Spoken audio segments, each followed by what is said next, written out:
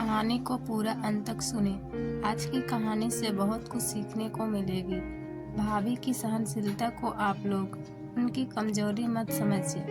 रिश्तों को बचाने की जिम्मेदारी सिर्फ उन्हीं पर नहीं है।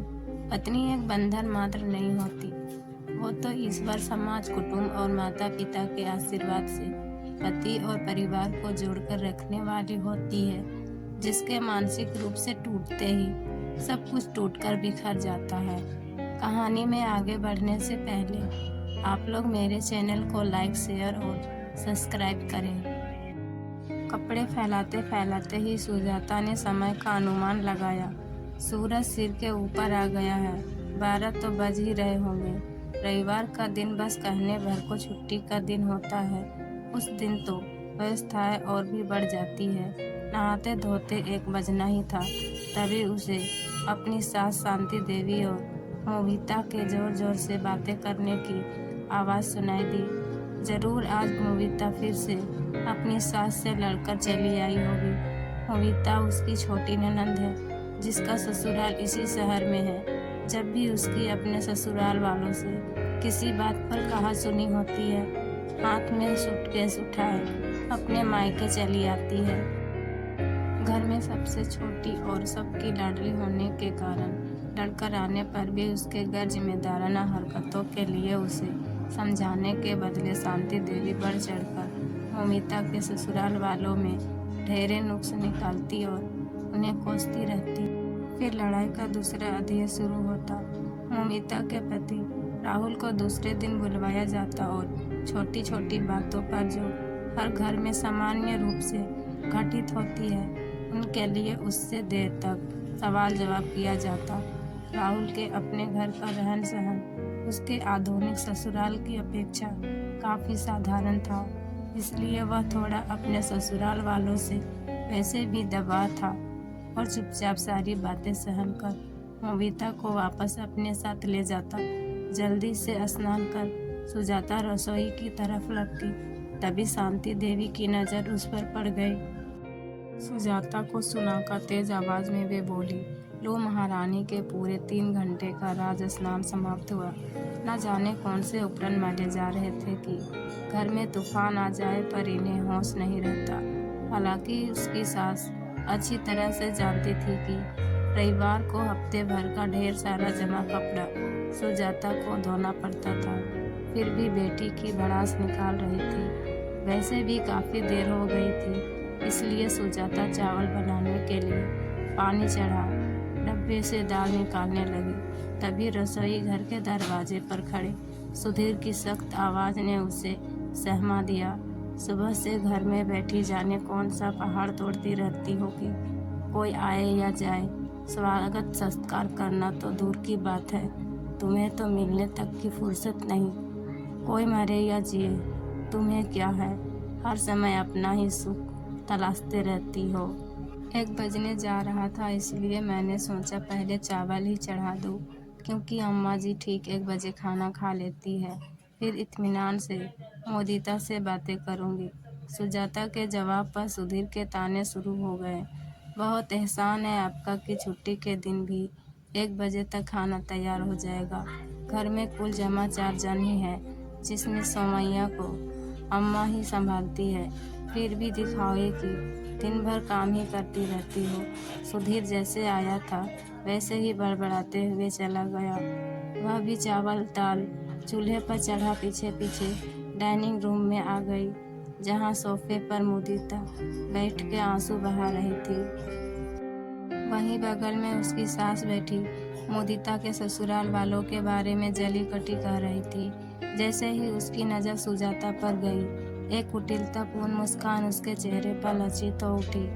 एक हमारे घर की बहू है जो इस घर में बैठी हर वह सुख भोग रही है, जिसकी कभी उसने अपने पिता के घर में कल्पना भी नहीं की होगी। और एक हमारे घर की बेटी है जो जाने किस जन्म का पाप भोग रही है। कितना भी अपने ससुराल वालों के लिए करे, उसका मुंह फुला ही रहता है। कितना दिया था हम लोगों ने अपनी बेटी के विवाह में, बहू के परिवार वालों की तरह हाथ हिलाते नहीं भेज दिया था। फिर भी हमारी बेटी एक दिन भी चैन से नहीं रह पाती। सुजाता बात का रुख पलटने के लिए मोबिता से बोली, चाय पियोगी? वैसे खाना भी तैयार हो ही चला है। सुधीर बीच में ही बोले, बहुत जल्दी चाय की याद आ गई। यह भी नहीं सोचा कि यह कोई चाय पीने का समय है।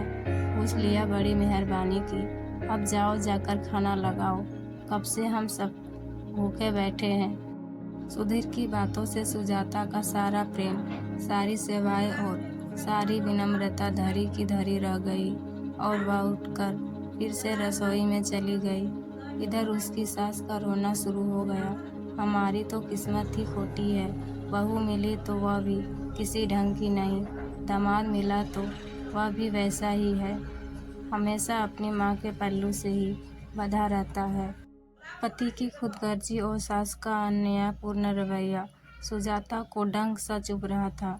फिर भी सारे तिरस्कार और दंश को समेट वह सामान्य होने की कोशिश करती, काम में जुटी रहती। हर बार की तरह फोन करके राहुल को बुलवाया गया, पर इस बार राहुल ने आने से साफ इनकार कर दिया। उसका कहना था, मोदिता स्वयं ही घर छोड़कर गई है तो स्वयं ही लौट कर आए। बहुत दबाव डालने पर भी वह किसी भी कीमत पर मोदिता को लेने आने को तैयार नहीं हुआ। सुधीर ने सभी हथकंडे अपनाए, पुलिस की धमकियां भी दिया, लेकिन मोदिता के पति और ससुराल वाले अपनी जिद पर अड़े रहे। दोनों पक्षों में से कोई भी झुकने को तैयार नहीं हुआ। सुजाता अपनी सास और सुधीर को जिद छोड़कर समझौता की सलाह देना चाहती थी, लेकिन वह यह भी अच्छी तरह जानती थी कि उसके बोलने का घर वालों पर कोई असर नहीं होगा। उसकी सास ने उस घर में कभी उसके ससुराल की तो चलने ही नहीं दी। फिर उसकी क्या विसात थी। हर एक बात का फैसला शांति देवी ही करती आई थी। बच्चे भी माँ के नक्शे कदम पर चलते हुए कुछ ज़्यादा ही उद्दंड और स्वार्थी हो गए थे। मोदिता भी अपने ससुराल में माँ की तरह सब कुछ अपनी मुट्ठी में करने के लिए हमेशा अपनी सास, ननद और पति से उलझती रहती। छोटी छोटी बातों में फिर फ़ोन पर माँ से सलाह लेती और उनके निर्देश अनुसार घर चलाने की कोशिश करती। वह जब भी कभी ज़रा सा बीमार हो जाती, तुरंत माँ को फ़ोन कर देती और उसकी माँ अनन फनन में पहुंचकर मोदिता को अपने साथ ले आती। मोदिता के व्यवहार और घर में माँ की दखल अंदाजी से मोदिता का घर टूटने लगा था। सास और पत्नी की हरकतों से राहुल पूरी तरह सीख जाता। अपनी सास की ज़रूरत से ज़्यादा दखल अंदाजी उसे बिल्कुल पसंद नहीं थी। वह मोदिता को समझाने की कोशिश करता तो मोदिता अपना सूटकेस उठाए मायके पहुंच जाती। हर बार किसी न किसी तरह समझौता हो ही जाता, लेकिन इस बार दोनों परिवार अपनी अपनी बात मनवाने के लिए कटिबद्ध थे। यही कारण था कि बात तलाक तक पहुंच गई। घर में इस बात को लेकर हर समय तनाव की स्थिति बनी रहती। घर के लोगों का बढ़ता तनाव गुस्से के रूप में सुजाता पर बरसता। सुधीर का व्यवहार भी अपनी पत्नी के प्रति थोड़ा ज़्यादा ही निर्मम और रूखा हो गया था। हर छोटी बड़ी बात के लिए वह अपनी पत्नी को ही दोषी ठहराता। गुस्से तो पहले से ही था, बढ़ती परेशानी ने उसे निठुर और अमानवीय भी बना दिया था।